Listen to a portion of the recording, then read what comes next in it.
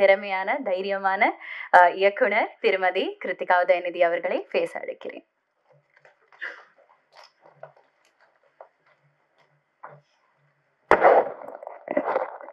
எல்லாருக்கும் வணக்கம். Media people எப்போதுமே சப்போர்ட் பண்ணியிருக்கிறீங்க. நான் இப்போ வரைக்கும் எல்லா படமும் எடுத்தது இங்கே இருந்து எனக்கு உங்கள் ஃபீட்பேக் கொடுத்துருக்குறீங்க. ஸோ காதலிக்க நேரமில்லை பார்த்துட்டும் நீங்கள் என்ன சொல்வீங்கன்ட்டு நான் அவளோட காத்துட்ருக்குறேன். ஜெயம் ரவி கிட்ட நான் வந்து காதலிக்க நேரமில்லை அப்போ பேர் கூட டைட்டில் கூட இல்லை, இந்த கதை மட்டும் இருந்துச்சு. அவர்கிட்ட சொல்லும்போது இப்போ இருக்கிற ஆக்டர்ஸ் நீங்கள் பார்த்தீங்கன்னா படத்தில் எத்தனை கத்தி வரும், எத்தனை கன்ஸ் வரும், எத்தனை சண்டை வரும், ஃபஸ்ட்டு எடுத்தோடனே அவங்க அதுதான் அவங்க கேட்பாங்க. இந்த படத்தில் வந்து ரவி நம்ம ஒரு பட்டர் நைஃப் கூட யூஸ் பண்ண மாட்டோம் அப்படின்னு சொன்னேன்.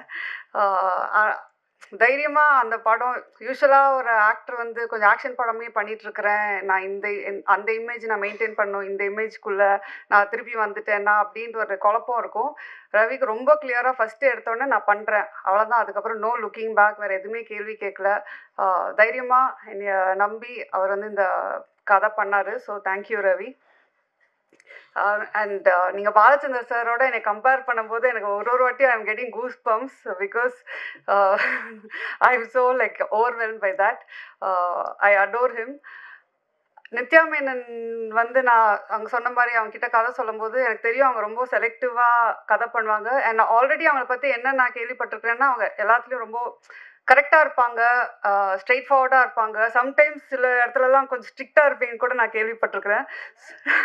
ஸோ வென் ஐ மெட் யூ, நான் அந்த ஒரு இதில் தான் இருந்தேன். ஸோ ஃபஸ்ட் டைம் ஷூட்டிங் போகும்போது அவங்ககிட்ட நம்ம எப்படி பேசுறது, டக்குன்ட்டு ஏதாவது இதாகுமா, ஏதாவது அவங்க கொஞ்சம் ஸ்ட்ரிக்டாக இருப்பாங்களா? ஏன்னா எனக்கு வந்து வேறு I am like exact opposite from till today. Yeah exactly. But அதுதான் வெளியில் ஏன் அப்படி பேர் உங்களுக்கு ஸ்ட்ரிக்ட் ஆஃபீஸர்ன்னு இருக்குன்னு தெரில. Till today I feel like that it's a friendship that is going to last foreverன்ற மாதிரி தான். ஸோ அந்த அளவுக்கு வந்து கம்ஃபர்ட், அந்த அளவுக்கு காதலிக்க நேரமில்லைக்கு ஒன் ஆஃப் த மெயின் பில்லர்ன்னு சொல்லலாம். சொன்ன மாதிரி ரவி சொன்ன மாதிரி அவங்களோட கேரக்டர் அந்த போல்டாக அதை ஏற்றுட்டு பண்ணுறது வந்து நிறைய பேர் அதை பண்ண மாட்டாங்க. So thank you Nithya. And Vinay வந்து அவர் இந்த படத்தை ஓகே சொல்ல எனக்கு ஃபஸ்ட் டைம் மீட் பண்ண படம் அவருக்கு கதை சொல்லும்போது அப்படியே யோசிச்சாரு, கிரு ஓகேயா இது வந்து எப்படி அது மாதிரி ஏதாவது டைப் காஸ்ட் பண்ண, அதெல்லாம் எதுவுமே இல்லை Vinay. we have to break certain things in society. We have to normalize a lot of things அப்படின்னு சொல்லும்போது அவங்க okay I completely trust you அப்படின்னு சொன்னது தான். அவர் இன்னைக்கு வரைக்கும் அவர் ஃபுட்டேஜ் எப்படி என்ன ஏது எதுவுமே கேட்கல. அவர் வந்து ஐ திங்க் அதனால தான் அவர் one of the like best actors where he's willing to do different characters. In fact நான் அதுக்கு முன்னாடி 2-3 பேர்கிட்ட கேட்கும்போது அவங்களும் ஒரு பயத்தில் இருக்கிறாங்க. ஐ திங்க் ஒரு ஆக்டராக பயப்படவே கூடாது. You should try. லைக் நீங்கள் சொன்ன மாதிரி you might fail, it might not work out, but நீங்கள் ட்ரை பண்ணலன்னா தென் ஆக்டராக இருக்கும்போது நாங்கள் டைரக்டர்ஸ்லாம் more actors should come, more characters அப்போ தான் நாங்கள் எழுதுவோம், மோர் புதுசாக ட்ரை பண்ணுறதுக்கு நீங்கள் ஒரு ஸ்கோப் கொடுத்தீங்க. அண்ட் டிஜே பானு வந்து நான் ஏற்கனவே சொன்ன மாதிரி அவங்க வந்து கொஞ்சம் ரொம்ப யோசிச்சாங்க. ஒரு சப்போர்ட்டிங் ஆக்டராக ஆனால் ரொம்ப இம்பார்ட்டண்ட்டான ரோலாக எனக்கு very close to my heart அந்த கேரக்டர். ஸோ ஃபஸ்ட்டு வந்து இல்லை ஐ எம் நாட் டூயிங், நான் வந்து மெயின் லீட்ஸ் கொஞ்சம் பண்ணுறேன், பட் இது வந்து ஒரு ஸ்மால் பட் இம்பார்ட்டன்ட் ரோலாக இருந்துச்சு. ஃபஸ்ட்டு பண்ணலன்ட்டாங்க. அதுக்கப்புறம் என் டீமில் வந்து ஒரு 20 பேர் ஃபோட்டோ காட்டியிருப்பாங்க, 20 பேரோட வீடியோஸ் காட்டினாங்க, எல்லாமே காட்டினாங்க. நான் எல்லாத்தையும் பார்த்துட்டு வந்து இவங்க நல்லா இருக்காங்க, ப்ரொடக்ஷன் எல்லாருமே சொன்னாங்க.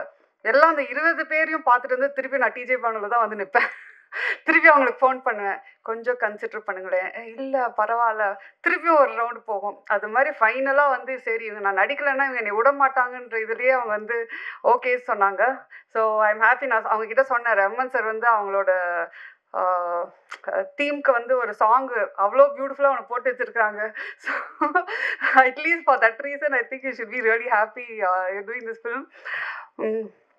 அண்ட் அஃப்கோர்ஸ் யோகி பாபு வந்து காஸ்ட் பண்ணுறதே வந்து படத்தில் யோகி பாபு இருந்தாருன்னா ஷூட்டிங் அவர் வந்துட்டு போனாவே கலகலன்ட்டு இருக்கும். நான் சொன்ன மாதிரி பாப்கார்ன் இல்லாமல் படம் பார்க்க முடியாத மாதிரி தான் தமிழ் படம், யோகி பாபு இல்லாமல் ஒரு தமிழ் படம் எடுக்க முடியாது. ஸோ யோகி பாபுவும் இருந்துட்டு நாங்கள் வந்து ஜாலி பண்ணுறதுக்கே அவர் வந்து காஸ்டிங் பண்ணிக்கலாம். And of course Lakshmi ma'am, Mano sir, John Kokken, with you வந்து ஒரு சீன் தான் வருவாங்க. ஆனால் அவங்க நச்சுன்ட்டு ஒன்று பண்ணிட்டு போயிருப்பாங்க. ஸோ எனக்கு வந்து ஐ திங்க் காதலிக்கு நேரமில்லையில் வந்து அது கதை எழுதுனது வந்து அப்படியே தூக்கி கொண்டு போய் அங்கே நிறுத்தது வந்து என்னோட காஸ்ட் தான். So thank you all very much. இந்த படம் வந்து நீங்கள் இப்போது ஒரு விஷுவல் பார்க்குறீங்க, ஒரு எடிட் பேட்டர்ன் பார்க்குறீங்க. இந்த படம் இந்த அளவுக்கு வந்து எனக்கு ரொம்ப திருப்தி கொடுத்துருக்குன்னா இவங்க 2 பேக் போன் தான் சொல்லுவேன். கேமிக் அவரோட விஷுவல் நீங்கள் படத்தில் பார்க்கும்போது I feel I have not seen a Tamil film like that, Gimmick, till date at least, maybe in recent times. So எனக்கு அவ்வளோ நானே என்ஜாய் பண்ணி அந்த விஷுவல்ஸ் வந்து பார்த்துட்ருக்குறேன். அண்ட் கேமிக் பொறுத்த வரைக்கும் அவர் வந்து அகெயின் நோ ஈகோ. சம்டைம்ஸ் அந்த டைரக்டர் அண்ட் கேமராமேன் வந்து ஒன்றா ஜாயின் பண்ணதுக்கு ஒரு ஈகோ இல்லாமல் ஒரு கொலாபரேஷன் பியூட்டிஃபுல்லாக ஒர்க் அவுட் ஆகணும். அது எனக்கும் கேமிக்கும் நடந்துச்சு இந்த படத்தில். ஸோ அதனால தான் நீங்கள் சொல்ல மாதிரி இந்த படமே ஃப்ரம் பிகினிங் டு எண்ட் வந்து it was lovely shooting. Daily காலைல ஐயோ ஸ்கூலுக்கு போகணுமேன்றதுலாம் இல்லை, ஜாலியாக ஸ்கூலுக்கு போகலாம் லஞ்ச் கட்டிட்டுன்ற மாதிரி தான் நாங்கள் எல்லாம் மீட் பண்ணுவோம். அண்ட் கிஷோர் சொன்ன மாதிரி அதாவது அந்த எடிட் ரூமில் நாங்கள் 2 பேரும் நிறையா கற்றுக்கிட்டோன்னு நினைக்கிறேன். ஒரு ஃபில்ம் மேக்கிங்னாவே அங்கே நிறைய விஷயம் நாங்கள் கற்றுக்கிட்டு டிஸ்கஸ் பண்ணி ஒரு ஷார்ட்டும் ஒரு இதுவும் நிறைய நாங்கள் வந்து சேஞ்ச் பண்ணி but it was a learning experience for me and Kishore. அதுதான் சொல்லுவேன். ஸோ அஃப்கோர்ஸ் ப்ரொடக்ஷன் வந்து எல்லோரும் நினச்சிப்பாங்க இது ஏன் ப்ரொடக்ஷன் ஹவுஸ் அப்படின்றது. ஆனால் சத்தியமாக அப்படி இல்லை. ஒன்றுத்துக்கும் நான் அந்த கேள்விக்கு பதில் சொல்லணும். வந்து கேள்வி கேட்பாங்க, என்ன இந்த பட்ஜெட், என்ன இங்கே வேறு என்ன அப்படின்னு கேள்வி கேட்பாங்க. அதுக்கு நான் வந்து I hope I was like producers director. நீங்கள் கொஞ்சம் வெளியில் அதை ஸ்ப்ரெட் பண்ணிங்கன்னா எனக்கு வேறு ப்ரொடக்ஷன் சான்சஸ் கிடைக்கும். So thank you. Of course Rahman sir பற்றி என்னால் வந்து எவ்வளோ மேடை போட்டாலும் பேசிகிட்டே இருப்பேன்னு நினைக்கிறேன். நான் அவர்கிட்டே வந்து பேசிகிட்டே இருப்பேன், சார் நீங்கள் எனக்கு அப்படின்ற மாதிரி அவர் வந்து சரிம்மா கண்ட்ரோல் யுவர் செல்ஃப்ன்ற மாதிரி தான் இருப்பார். ஒரு பாட்டும் போடும்போது நான் அப்படியே அங்கே வந்து அப்படியே கண்ட்ரோல் பண்ணிகிட்டு இருப்பேன் என்னோடய ஃபீலிங்ஸை.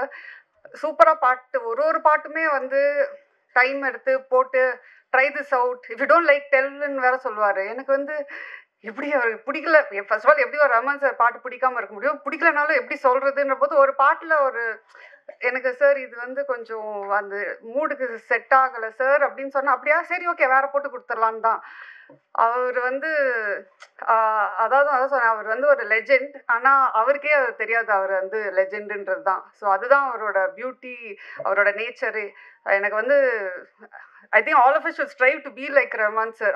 அவர் அவ்வளோ ஒரு இதில் இருந்து கூட most humble person I've ever met.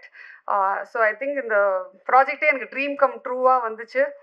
எல்லோரும் நீங்களும் இந்த படத்தை பார்த்து என்ஜாய் பண்ணுவீங்கன்றது தான் நாங்கள் இந்த படம் எடுத்துருக்குறோம். So thank you very much and happy Pongal to everyone. And of course நம்ம பிஆர்ஓ டீம் ரொம்ப கஷ்டப்பட்டு நிறைய வேலை செஞ்சு இந்த படத்தை ஓட வச்சுருவாங்கன்னு அப்புறம்